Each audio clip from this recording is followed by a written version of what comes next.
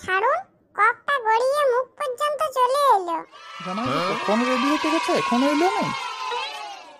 আসবে আসবে, তুমি একটু বসো দেখি চুপ করে। শাশুড়ি মা টুকি আচ্ছা, কেমন দেখাচ্ছে? খুব সুন্দর, একদম সেই নতুন জামাইয়ের মতো। আর লাগবে নাই বা কেন? আমি তো রাজার বেটা, আমি যা পরবো আমাকে তাই সুন্দর লাগবে। হারিয়ে এলেন আমার রাজার বেটা গো। পিছনটায় চাবড়ালে তো শুধু ধুলা উড়বে, 5টা টাকাও বেরাবে না। যা বটে বটে। শাশুড়ি মা, দমে খিদা পেয়েছে, তাড়াতাড়ি খেতে দেন না। দাঁড়াও, আমি আগে রেডি হয়ে আসি, তারপর দিচ্ছি। আপনি আরো কি রেডি হবেন? আপনি তো রেডি হয়েই আছেন। না, আমি একটু ভালো সেজে গুজে আসি, ফটো তোলা হবে। তাহলে যান, আপনি সেজে গুজে আসুন, আমি অপেক্ষা করছি। দেখো, এবার আমাকে কেমন লাগছে? আমার ঝাল লাগছে।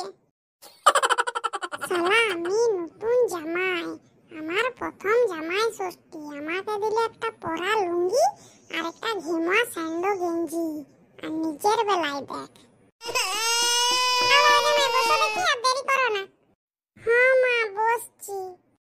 লেন মা, আমি বসে গেছি। ভেন্দাকে শুধাবো। হ্যাঁ রে ভেন্দা, তোর শাওড়ি কি পরেছিল? Mini skirt? বাবা, খাবার দিয়ে দিয়েছি। বাবা রে, এত খাবার, সব আমি খাবো। বসো জামাই, বসো। শাশুড়ি মা, তাহলে খাওয়া শুরু করি? এখনই কি? দাঁড়াও, আগে ফটো টটো তোলা হোক, তারপরে খাবে। ঠিক আছে, তাড়াতাড়ি তুলুন। হ্যাঁ গো মা, সেই যে দিদা বাবাকে ফোঁটা দিতে, ফোঁটা দিবেনি? বটে তো, আমি একদম ভুলে গেছিলাম। যা, এখন তো ফোঁটা দিবার কিছু নাই, কি দিয়ে ফোঁটা দেবো? আর ফোঁটা ফোঁটা দিতে হবে না মা, এটাই যথেষ্ট। না, তা বললে কি করে হয়, ফোঁটা তো দিতেই হবে। কিসের দি, কিসের দি? আমার ঠান্ডাও লেগেছে, নাকে কপও পড়েছে, একটা বরং কপের ফোঁটাই দিয়ে দিই। না মা, থাক থাক, আর ফোঁটা দিতে হবে না মা, আমাকে ছেড়ে দেন। ভালোই ভালোই বলছি, ফোঁটাটা নিয়ে লাও, নাহলে পুচকিকে আর তোমার শ্বশুরকে দিয়ে তোমাকে চিপতে ধরা করার পর আমি ফোঁটা দেবো। দেন তাহলে, লাও, কপালটা একটু এদিকে আনো। ক্যামেরাম্যান, ভালো করে ফটোটা তুলবে। এটা আমার প্রথম জামাই ষষ্ঠী, জামাইকে ফোঁটা দিচ্ছি, জামাইকে এত সুন্দর থালা সাজিয়ে খেতে দিয়েছি, ওগুলো একটা স্মৃতিচিহ্ন না থাকলে হয়? মা, এবারে হাতটা ছাড়ুন, কপটা গড়িয়ে মুখ পর্যন্ত চলে এলো। সে আসুক, দরকার পড়ে মুখে ঢুকে যাক, তবু তুমি চুপ দিয়ে বসে থাকো, নাহলে ফটো খারাপ হয়ে যাবে। হয়েছে ক্যামেরাম্যান? হ গো, লাও হয়েছে, ক্যামেরাম্যান ক্যামেরা নামিয়ে দিয়েছে। তাহলে মা, এবারে খাবো? মা, না না, দাঁড়াও দাঁড়াও। শালা খাবারগুলো সামনে দিয়ে 1 ঘন্টা বসে রেখেছে। শুন পুচকি, তোর আর তোর বাবার খাবার রান্নাঘরে ঢাকা দিয়ে আছে, যা তোরা খেয়ে লিগা, আর জামাইকে ওইখানে খেতে দে। লে তাড়াতাড়ি চল, এত সুন্দর মেনু, আর দেরি করিস না। হ্যাঁ বাবা, চলো চলো। বাস, এবারে তো সব কমপ্লিট, এবারে আমি খাই। দাঁড়াও, তোমার খাবার দিই, তবে তো খাবে। কেন মা, এই যে এত খাবার দিয়া আছে, এগুলো আমার লয়? না, এগুলো তোমার লয়, এগুলো আমি পাশের ঘর থেকে এনেছি। কেন পাশের ঘর থেকে কেন? ওদের দেখলাম থালাটা সাজানো হয়ে গেছে, ওদের জামাই আসতে একটু দেরি আছে, তাই আমি বললাম একবার দাও, আমি একটা ফটো তুলি দিয়ে দেবো। এতক্ষণ তাহলে এগুলো সব সিনেমা চলছিল? আমি তো ততক্ষণ কাঁদছিলাম, আমি রাঁধবো কখন? বাবা, জামাইয়ের সামনে এত সব সাজিয়ে গুছিয়ে খেতে দিয়া, দিয়ে ফটো তোলা, লোকে ভাববে কতই না খাইছে। তুমিও তো তখন বললে যে বোঝা এনেছি, লোককে বলবে রসমালাই, সেরকম তোমাকেও যদি কেউ বলে, তুমি বলবে হ্যাঁ, তো সব খাইছে।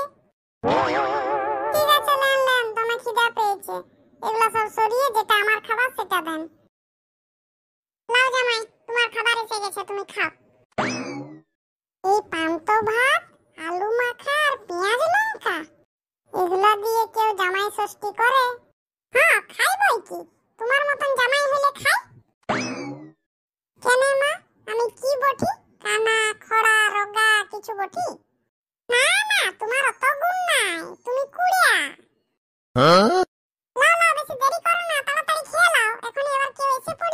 লিবে। এই গরমের দিনে পান্তা ভাত খেলে মাথাটাও ঠান্ডা থাকবে আর শরীরটাও ঠান্ডা থাকবে। না মা, আর খেতে হবে না। আপনার এই পান্তা ভাতগুলো দেখেই আমি ঠান্ডা হয়ে গেছি। ভাবলাম আজকের দিনে সবাই জামাইকে কত আদর করে খাওয়ায়, আমার শাশুড়িও হয়তো আমাকে খাওয়াবে, তাই সব মুখ বুঝে মেনে নিলাম। এতগুলা বোঁদা নিয়ে এলাম, শ্বশুরের পরা লুঙ্গি ঘেমা গেঞ্জি পরলাম, তারপরে আবার কপের টিক দিল, সেটাও নিলাম। তারপরেও এরকম জুটবে কপালে জানলে আমি একটাও কিচ্ছু করতাম না। জামাই, তাহলে অ্যাডভান্স নিমন্ত্রণ করে দিচ্ছি, পরের বছর জামাই ষষ্ঠীতেও আসবে কিন্তু।